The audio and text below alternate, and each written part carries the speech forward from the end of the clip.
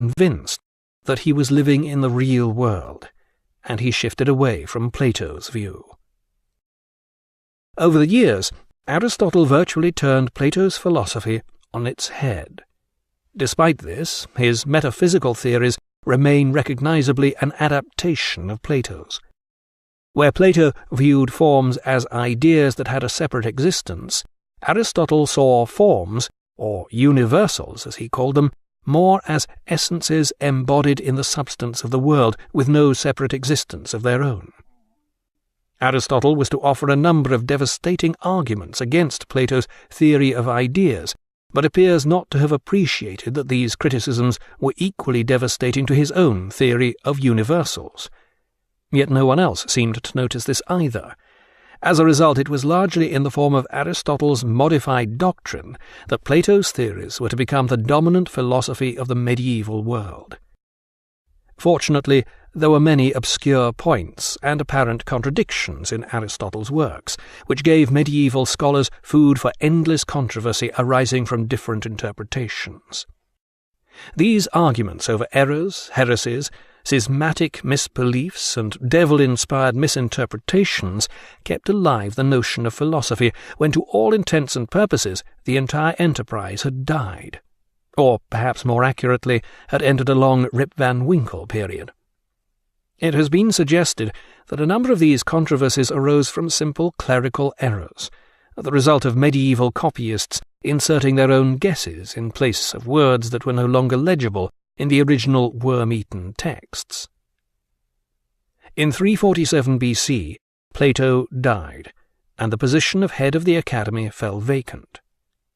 Half a dozen of Plato's most able colleagues judged there was only one man fit to take over this prestigious post.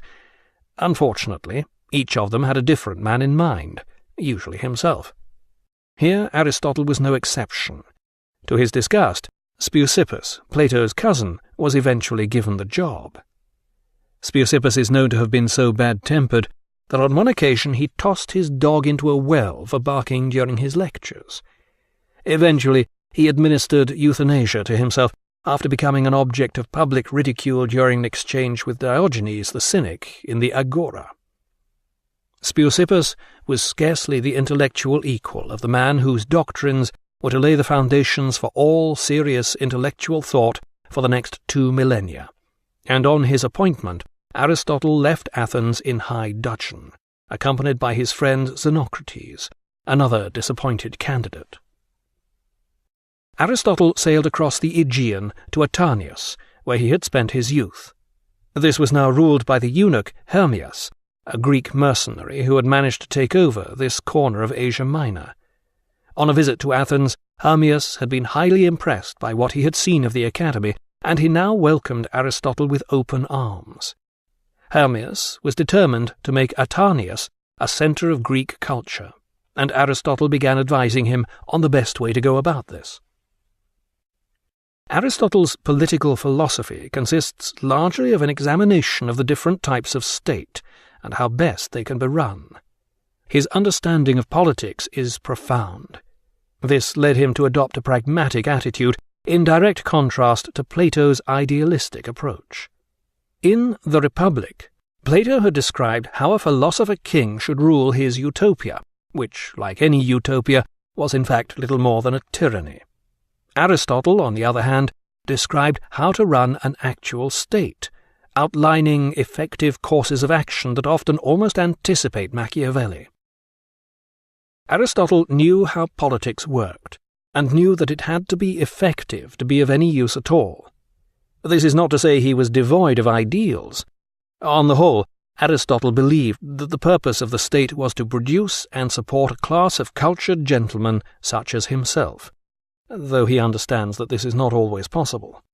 For instance, in order to run a tyranny successfully, its ruler must behave like a tyrant. In such a police state there would be no room for Aristotle's cultured elite, although at one point he does suggest that there is another way to run a tyranny. The tyrant can assume a religious pose and adopt a policy of moderation. Some say this moderate approach is the one Aristotle probably adopted while tutoring the tyrant Hermias. In my view, this is unlikely. Yet I am not suggesting that Aristotle would have advocated his own recommended means for maintaining a full-blown tyranny, which he described in chilling detail. In Aristotle's view, if you wished to run a tyranny properly, it was necessary to run a tight ship. Liberal cultural activity must be banned, and the population kept in fear and poverty, and set to work building great public monuments, with occasional interludes of war to keep them alert and demonstrate their need to maintain a great leader. Aristotle's analysis remains relevant, from Plato's philosopher king to Saddam Hussein. Aristotle evolved his political philosophy during his later years. At the time he was tutoring Hermias, he probably adhered to the ideas expressed in Plato's Republic. If so, he may well have tactfully modified Plato's doctrine of the philosopher king. It was not necessary for a eunuch tyrant to become a philosopher. Instead, he should just be sure to follow the advice of one. Aristotle was now approaching middle age. Despite his dandyism, he was considered very much the dry-as-dust professorial type. Then, to the surprise of all who knew him, Aristotle fell in love. The object of his affections was a young girl called Pythias, who is known to have been part of Hermias's household. Some say she was Hermias's sister, others that she was his adopted daughter. Other, usually reliable sources claim that she was originally Hermias's concubine, which must have been something of a sinecure considering his sexual status. These contradictions suggest that she may well have been a palace courtesan. Was this an early case of the besotted professor falling for his blue angel? Pythias wasn't a virgin when Aristotle married her, judging from his pronouncement. Once they have actually become married and call each other man and wife, it is quite wrong for a man or a woman to be unfaithful, implying that before this, it's okay. This pronouncement is found in Aristotle's remarks about adultery, and it appears that on such personal matters he was in the habit of generalizing from his own rather limited experience. In his remarks on marriage, he asserts that the best age to marry is 37 for a man and 18 for a woman, precisely the ages at which he and Pythias were married. Brilliant though Aristotle may have been, imagination was not always his strong point. This makes it all the more ironic that in his Poetics, the prosaic Aristotle sets out the most influential elucidation of literature ever written, while Plato, by far the most poetically gifted of all the philosophers, decreed that poets should be banned. What was Plato trying to hide, one wonders? Aristotle had a high regard for poetry, claiming that it was of more value than history because it was more philosophical. History deals only with particular events, whereas poetry is closer to the universal. Here he appears to be contradicting himself and echoing Plato's world-view. But Aristotle's celebrated assertion that tragedy arouses pity and fear so that such emotions are purged by the performance remains a cardinal insight into the moving but problematic experience of tragic drama. Being a profound and essentially serious character, Aristotle found himself out of his depth when it came to comedy. In his opinion, comedy is the imitation of inferior people, and ludicrousness is merely a painless form of ugliness.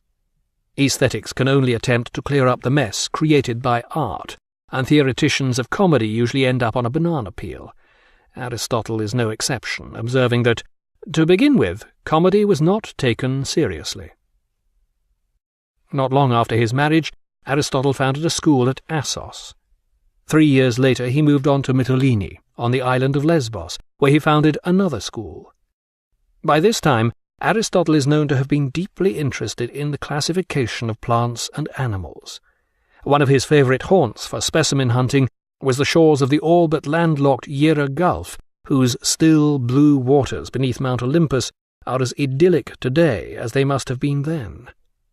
In spring, the slopes are covered by a multicoloured carpet of flowers, and in Aristotle's day there would have been wolves, wild boar, lynx, and even bear in the mountains.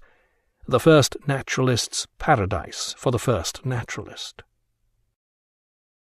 In his works on nature, Aristotle attempted to discover a hierarchy of classes and species, but was overwhelmed by the sheer volume of his research. He was convinced that nature had a purpose, and that each feature of an animal was there for a function. Nature does nothing in vain, he claimed. It was to be well over 2 millennia before biology made any effective advance on this notion.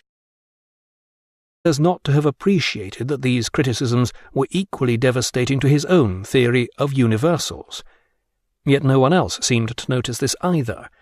As a result, it was largely in the form of Aristotle's modified doctrine that Plato's theories were to become the dominant philosophy of the medieval world.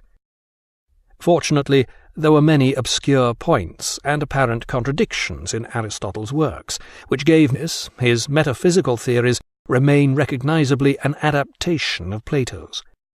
Where Plato viewed forms as ideas that had a separate existence, Aristotle saw forms, or universals as he called them, more as essences embodied in the substance of the world with no separate existence of their own. Aristotle was to offer a number of devastating arguments against Plato's theory of ideas, but appeared convinced that he was living in the real world, and he shifted away from Plato's view. Over the years, Aristotle virtually turned Plato's philosophy on its head. Despite this,